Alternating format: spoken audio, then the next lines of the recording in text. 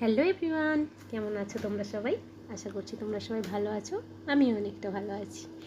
তো এখন দুপুরবেলায় মেয়েকে স্নান সেরে অর্ধেকটা তরমুজ ছিল, কালকে অর্ধেকটা খাওয়া হয়ে গেছে, আজকে অর্ধেকটা সেটা কাটতে বসেছি।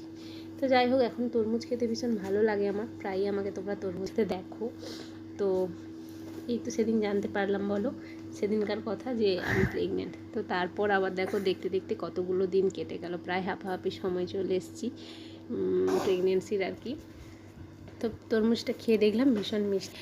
তোমাদের দাদাভাই ডাব এনে রেখেছিলো, কেননা এখন ডাব খাওয়া ভীষণ ভালো। অনেকে তো বলে ডাব খাওয়া ভালো না, কিন্তু ডক্টর বলে ডাব খাওয়া ভীষণ ভালো, ডাব খেলে উপকার আছে।